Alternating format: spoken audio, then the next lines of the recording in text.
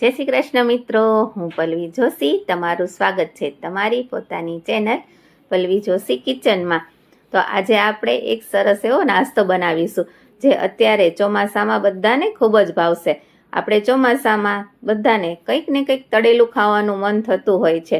તો આ રીતના આપણે વડા બનાવીશું તો ઘરમાં બધાને ભાવશે. તો અહીં મેં 2 કલાક ચણાની દાળને પલાળી લીધી હતી. ત્યારબાદ તેમાંથી બધું જ પાણી નિતારી અને 2 ચમચી જેટલી ચણાની દાળ આપણે અલગથી મૂકી દઈશું. હવે એક મિક્સરનું જાર લઈ અને તેમાં બધી જ ચણાની દાળ એડ કરી દઈશું. સાથે જ તેમાં થોડા એવા તીખા મરચાં અને 1 ચમચી જેટલું આપણે આખું જીરું એડ કરીશું. તમે આમાં આદુ અને આખા મરીનો ભૂકો પણ એડ કરી શકો છો. તો હવે આપણે આને પાણી નાખ્યા વગર દરદરું જ પીસી લેવાનું છે.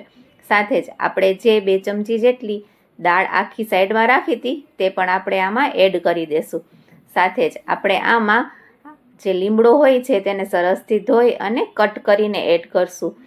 સાથે આપણે આમાં થોડી એવી કોથમીર અને એક મીડિયમ સાઇઝની ડુંગળી પણ એડ કરી દઈશું.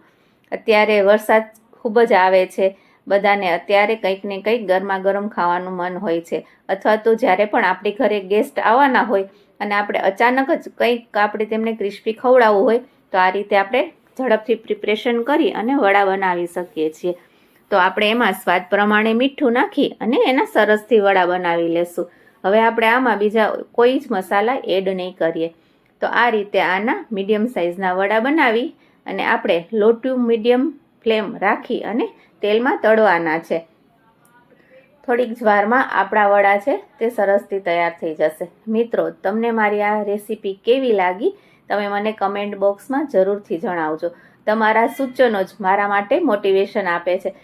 તો તમે જરૂરથી, જો સારી લાગી હોય તો લાઈક કરજો અને ન લાગી હોય તો તમે ડિસલાઈક પણ કરી શકો છો. પરંતુ તમે જ્યારે મને કમેન્ટ કરો છો અથવા તો લાઈક આપો છો ત્યારે મને મોટિવેશન મળે છે. તો હવે આપણે આને આ રીતે સરસથી તળી લેશું.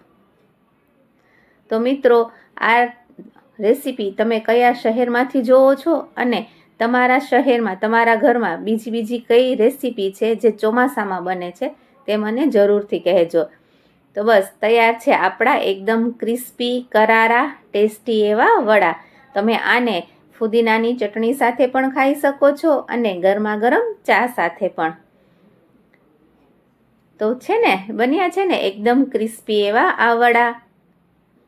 તો મને કમેન્ટ બોક્સમાં જરૂરથી કહેજો. જય શ્રી કૃષ્ણ.